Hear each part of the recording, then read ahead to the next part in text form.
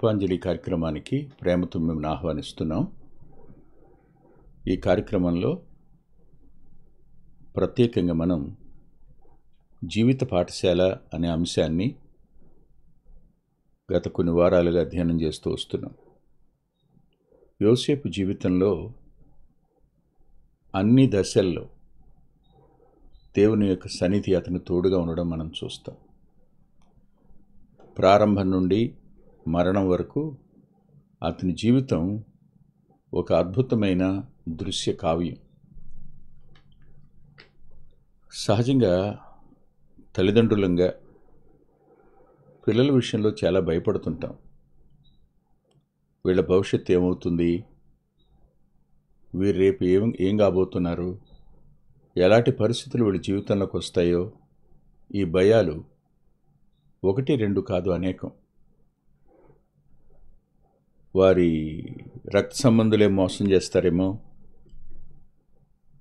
రేపు వీళ్ళు కలిసి ఉండలేరేమో, వీరిని విడదీయడం జరుగుతుందేమో, వారిలో వారే కలహించుకుని ఒకరికొకరు శత్రువులుగా మారతారేమో, చివరికి దిక్కులేని పరిస్థితి కొద్దిమందికి రావచ్చే అవకాశం ఉందేమో, ఇలాంటి సందేహాలు తల్లిదండ్రులు అయినా ప్రతి వ్యక్తికి వస్తుంది.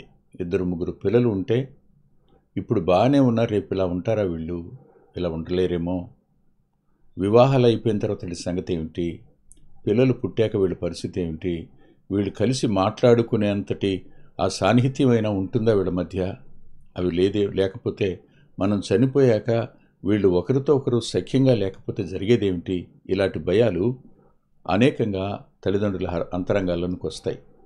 అంత మాత్రమే కాదు, కానీ మన కళ్ళ ముందే మన పిల్లలు కొన్నిసార్లు మనకు అందనంత దూరంలోనూ, ఎక్కడున్నారో కూడా తెలియని పరిస్థితుల్లోనూ ఏమైపోయారో అనే ఒక అయోమయ స్థితి ఏర్పడినప్పుడు ఓ తల్లిగా, ఓ తండ్రిగా వారి జ్ఞాపకాలు ఆ తల్లిదండ్రుల్ని బాధకు, వేదనకు గురి చేస్తాయి. దూరంగా అమ్మబడిన యోసేపు ఎక్కడున్నాడో యాకోబు గారికి తెలీదు. యోసేపు పరిస్థితి ఏమిటో తెలీదు. తన మనసులోనైతే దుష్టమృగం చీల్చేసింది అనే ఒక ఆలోచనతో దుఃఖంలోకి వెళ్ళిపోయినాడు. కానీ జ్ఞాపకం పెట్టుకోండి, మన పిల్లల వెంట అమ్మా నాన్నలుగా మీరు వెళ్ళలేకపోవచ్చు. తండ్రిగా నేను కానీ, తల్లిగా నా భార్య కానీ ఆ పిల్లల వెంట వెళ్ళలేం, ఆ కుటుంబాల్లో ఉండలేం, లేతే వారున్న చోటుని మనం ఉండి వారికి ఏ సహాయం చేయలేకపోవచ్చు. కానీ మర్చిపోకండి, దేవుడు మన పిల్లల్ని విడిచిపెట్టడనే సత్యాన్ని మర్చిపోతాం. అదే విషయాన్ని ఈరోజు మనం అధ్యయనం చేద్దాం. ఆదికాండం 39వ అధ్యాయం 3వ వచనం. యెహోవా అతనికి తోడైయుండుననియు, అతడు చేసినదంతయు అతని చేతిలో యెహోవా సఫలము చేసిననియు అతని యజమానుడు చూచినప్పుడు. ప్రార్థన చేసుకుందాం. దయగలిగిన మా గొప్ప తండ్రి, కృపగలిగిన మా దేవా, కొద్ది మాటలు చెప్పడానికి నీ దాసుని బలపరచండి. ఈ మా సమయాన్ని మీరే దీవెనగా మార్చండి. మీ కృపకు మా సమయం అంతటిని అప్పగించుకుంటూ, ఎవరు తమ పిల్లల విషయంలో దిగులు పడుతున్నారో, వారి పిల్లల జీవితాలు చూసి దుఃఖిస్తున్నారో, పిల్లలు దూరమయ్యారని కన్నీరు కారుస్తున్నారో, పిల్లలు అన్యాయం చేయబడ్డారని ఆక్రందిస్తున్నారో, అలాంటి వారితో నీ లేఖనం ద్వారా మీరు మాట్లాడడానికి నీ దాసుని బలపరచండి. మా సమయాన్ని దీవెనగా మార్చుమని. తండ్రి, మీరుంటారని, మీ తోడుకు మించింది మరేది లేదనే సత్యం మా ప్రియుల అంతరంగాలకు ధైర్యాన్ని చేకూర్చేదిగా ఉండడాన్ని సాయం చేయమని యేసుక్రీస్తు ప్రభువారి పేరిట ప్రార్థిస్తున్నాం తండ్రి. ఆమేన్, ఆమేన్. యోసేపు ఒక దాసునిగా అమ్మబడి ఐగుప్తీయుడైన పొతీఫర్ ఇంట ఉన్నాడు. పొతీఫర్ రాజ సంరక్షక సేనాధిపతి. అతని ఇంటిలో యోసేపు ఒక దాసుడుగా పనిచేస్తున్నాడు. దేవుడు అతనికి తోడై ఉన్నాడు అని పరిశుద్ధాత్మ దేవుడు 2వ వచనంలో రాస్తే, 3వ వచనంలో ఏ వచనాన్ని, ఏ విషయాన్ని పరిశుద్ధాత్మ దేవుడు వ్రాయించాడో అదే విషయాన్ని పొతీఫర్ గుర్తించినట్టుగా మూడవ వచనంలో రాశాడు. ఈ రెండిటికి మధ్యలో ఒక చిన్న అనుభవాన్ని నేను మీకు చెప్తాను. అదేమిటంటే, మన పిల్లలతో మన దేవుడు ఉండడం అనేది ఎక్కడ వారు పనిచేస్తున్నారో ఆ యాజమాన్యం గుర్తించే అవకాశం ఉంది. ఆ యాజమాన్యానికి అర్థమవుతుంది, ఇతడు ప్రత్యేకంగా ఉన్నవాడు, ఇతని మాటలో ప్రత్యేకత ఉంది, ఇతని ప్రవర్తనలో ప్రత్యేకత ఉంది, ఇతడి క్రియలలో ప్రత్యేకించబడినవాడుగానే ఉన్నాడు, అందరిలాంటి వాడు కాడు. కారణం ఏమిటి? రోజు రోజు చూసే కొద్దీ అతనిలో ఈ ప్రత్యేకించుకున్నటువంటి పరిస్థితి, ఈ పరిశుద్ధత, ఈ నిస్వార్థం, శక్తి వంచన లేకుండా పనిచేసేటువంటి తత్వం, ఇవన్నీ యాజమాన్యాన్ని ఆశ్చర్యానికి గురిచేస్తాయి. నాకు తెలిసిన ఒక తమ్ముడు ఉన్నాడు. తను డిపార్ట్మెంట్లో పనిచేస్తున్నప్పుడు కొత్తగా ఒక ఎస్పీ గారు వచ్చారు. ఈ తమ్ముడు అప్పటికి సర్కిల్ ఇన్స్పెక్టర్ కాలేదనుకుంటాను, సబ్ ఇన్స్పెక్టర్గానే ఉన్నాడు. ఆ రోజు ఆఫీసులో ఉన్నాడు. ఎస్పీ గారు వచ్చారు, ట్రాఫిక్ వేశారు. ఈ ట్రాఫిక్ని ఎలా నియంత్రించాలి, ఏం చేయాలి అనే దగ్గర ఆయన చాలాసేపు ఆలోచిస్తుంటే, సార్ నేను ట్రై చేయనా అని అడిగాడంట. చూడు, అదే ఆఫీసులో తెల్లవారుజాము 4 గంటల వరకు కూర్చుని ఏ సెంటర్ నుంచి ఏ సెంటర్కు, ఏ ప్రాంతం నుంచి మరో ప్రాంతానికి ట్రాఫిక్ని ఎలా మళ్లించవచ్చు, ఎవరికి ఇబ్బంది లేకుండా ఎలా చేయొచ్చు అని ఆలోచించి 4 గంటల వరకు రాసి అక్కడే పండుకుని, అంటే తన కుటుంబానికి దూరంగా ఉన్నాడు ఆ సమయాన్న తమ్ముడు. ఉదయం అయింది, ఆయన వచ్చాడు, తీసుకెళ్ళి మొత్తం పెడితే ఆశ్చర్యం చెప్పనా, అది చూసిన తర్వాత దీన్ని ఇన్ఛార్జిగా నువ్వే ఉండి ట్రాఫిక్ అంతా నువ్వే కంట్రోల్ చేయని చెప్పాడు ఆయన. ఎవరు చేయవలసిన పని? పై ఆఫీసర్ చేయవలసిన పని ఎవరికి అప్పగించాడు? తనకే. మీరే ఒక్కసారి ఆలోచించండి. మన పిల్లలు, వాళ్లకు దేవుడిచ్చిన సామర్థ్యం, మంచితనం, నమ్మకత్వం, పరిశుద్ధత, ఇవన్నీ వాళ్ళలో ఉన్న ప్రత్యేకతను యాజమాన్యం గుర్తించడానికి కారణమవుతుంది. పొతీఫర్ యోసేపును చూశాడు. యోసేపు జీవితంలో అతడు పనిచేస్తూ ఏ రీతిగా ఆ కార్యాలను సఫలం చేస్తున్నాడో చూశాడు. అతని చేతిలో ఎలాంటి కఠినమైనదైనా, ఎంత జటిలమైన పని అయినా అది ఖచ్చితంగా సఫలం అవడం చూశాడు. దినదినానికి ఈ యొక్క సక్సెస్ అనేది పొతీఫర్ ఆశ్చర్యానికి కారణమైంది. ఆలోచించండి ఒకసారి. ఈ వచనం చదువుతున్నప్పుడు నాకు అనిపించింది, యెహోవా అతనికి తోడయుండెనని అతని యజమానుడు చూచినప్పుడు. నాకు ఎవరి సంతానం యోసేపు? అబ్రహాము, ఇస్సాకుల సంతానం కాదా? అవును, అబ్రహాముకు దేవుడు తోడుగా లేడా? ఈ విషయాన్ని రాజులు గుర్తించారు కదా. ఎవరు శత్రువులయ్యారో, ఎవరు శత్రువుగా భావించారో వాళ్లే వచ్చి అబ్రహాంతో అన్న మాట ఒకసారి చూద్దాం. 21వ అధ్యాయం, ఆదికాండం 21వ అధ్యాయం.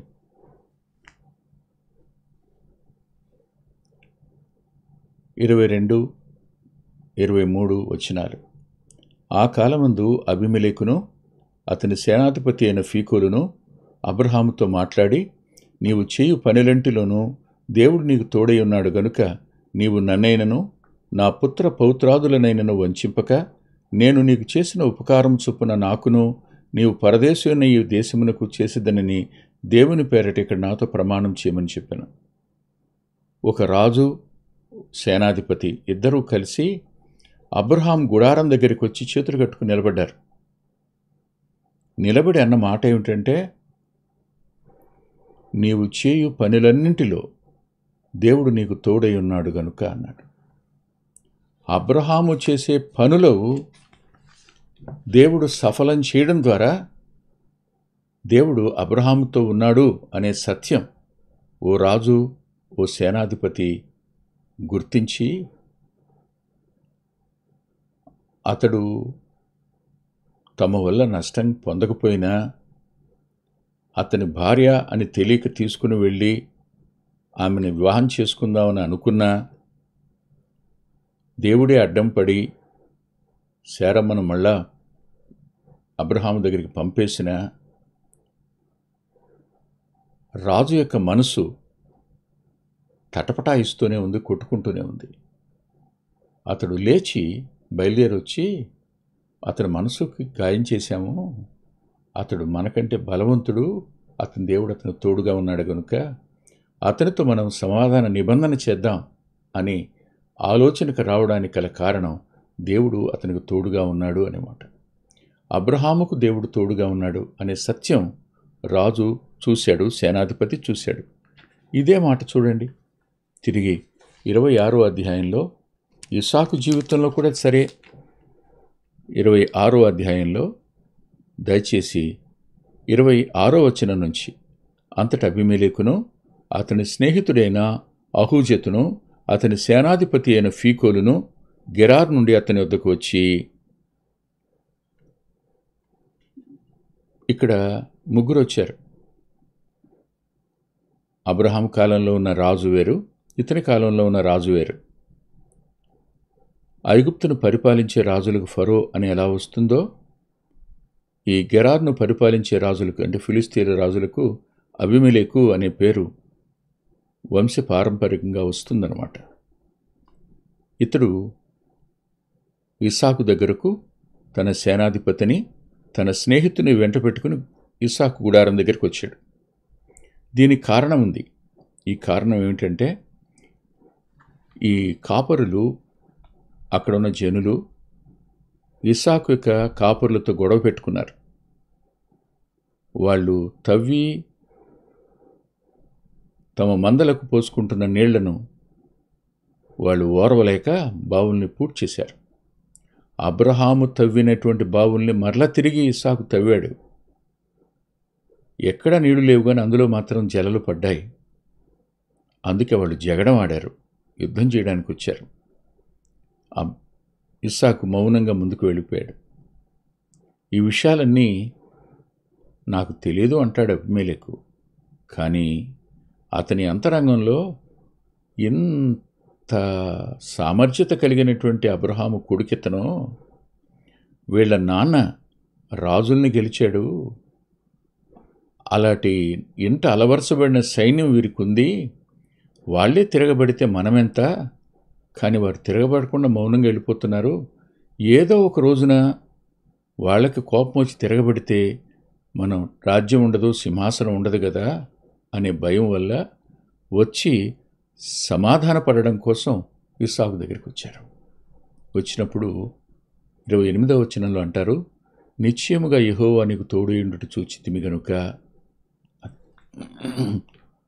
నువ్వు చేసే పనులు సఫలం అవడం వల్ల మేము దేవుడిని మీతో ఉండడం చూశాము. దేవుడు మీతో ఉన్నాడు గనుక నువ్వు తవ్విన ప్రతి బావిలోనూ, కరువు వచ్చిన కాలంలో ఏ బావిలో నీరు లేకపోయినా నువ్వు తవ్విన బావుల్లో నీరు కనిపించటం అది నిజంగా దేవుని కార్యం. దేవుడు నీకు తోడుగా ఉన్నాడు. విపత్కరమైన పరిస్థితుల మధ్య, ప్రతికూల పరిస్థితుల మధ్య నెమ్మదిగా ఉండగలగడం కూడా దేవుని సన్నిధే కారణం. ఇది మనం మర్చిపోకూడదు. ఇప్పుడు మూడవదిగా చూస్తున్నాం, యోసేపు జీవితంలో దేవుడు అతనికి తోడై ఉన్నాడు అనే మాట. దేవుడు అతనికి తోడై ఉన్నాడు గనుక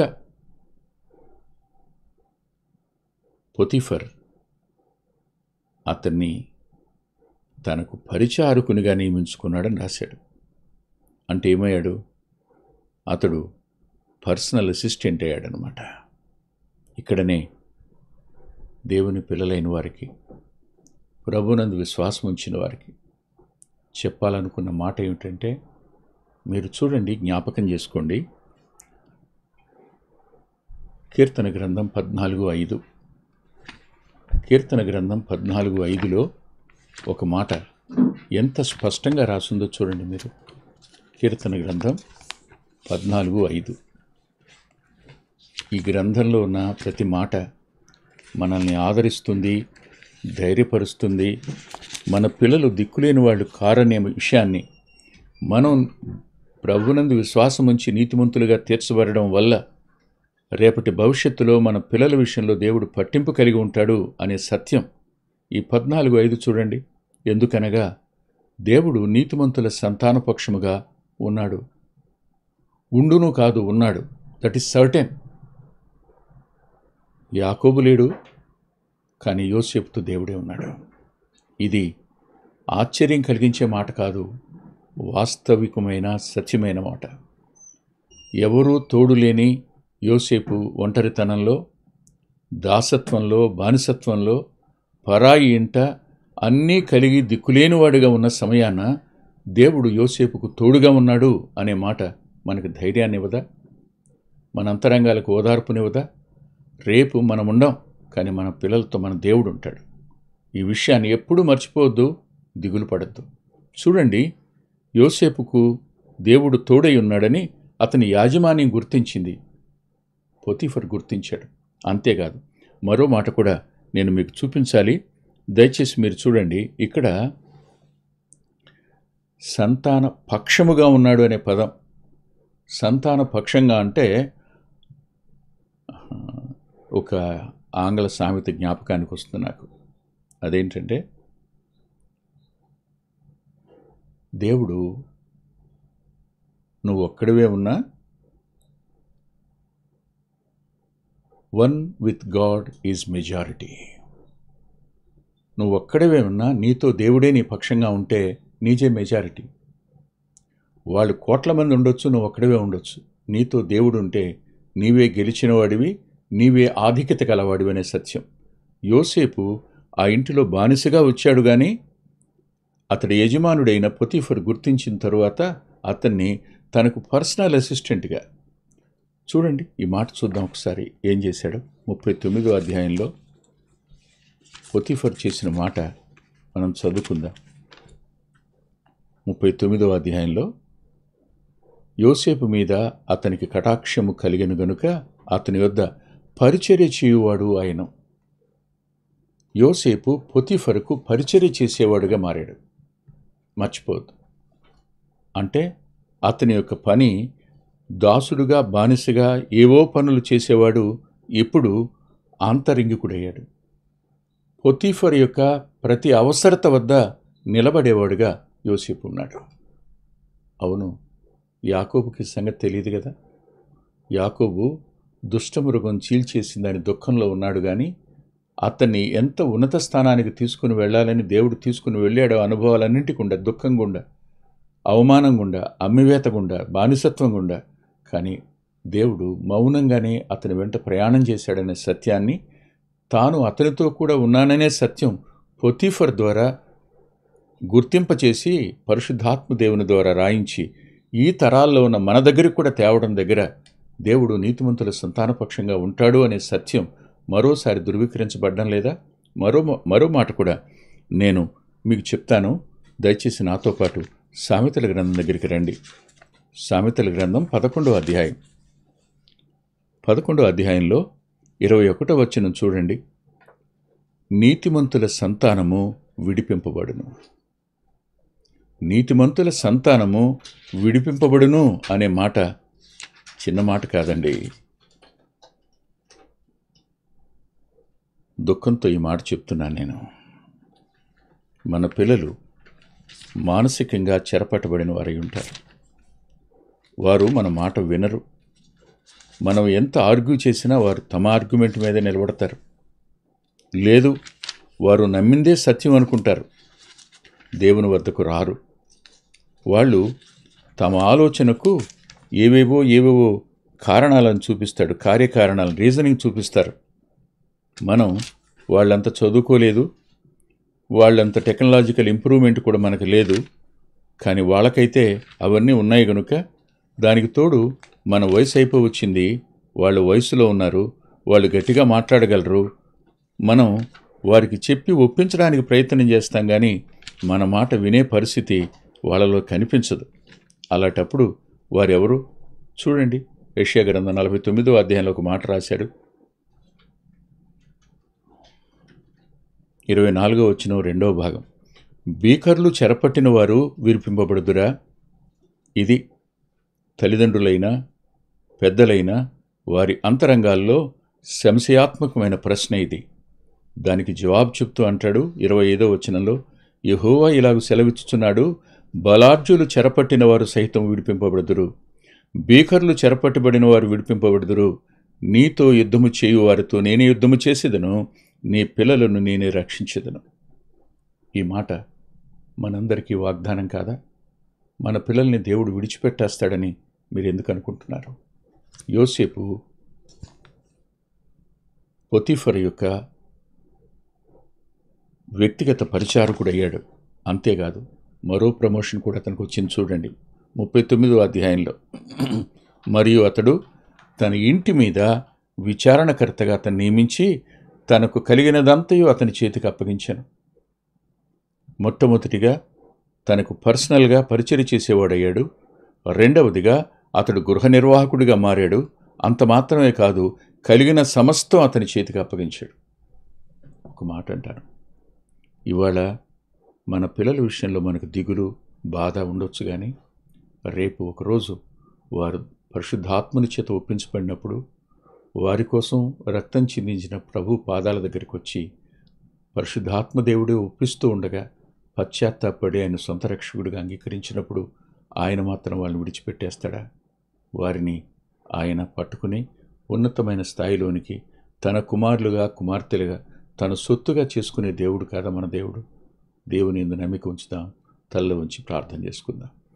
ప్రేమగల మా ప్రియ తండ్రి, పరిశుద్ధుడైన మా గొప్ప దేవ, కృపగలిగిన దయగలిగిన మీ మాటలు కొన్ని మా ప్రియులతో చెప్పడానికి నీ దాసుడైన నన్ను బలపరిచినందుకే రుణస్తుని. మహిమను ఘనతను మీకే ఆరోపిస్తూ స్వీకరించండి అని యేసుక్రీస్తు ప్రభువారి పేరిట ప్రార్థిస్తున్నాం తండ్రి. ఆమేన్. ప్రభుచిత్తమైతే వచ్చే వారం కలుసుకుందాం.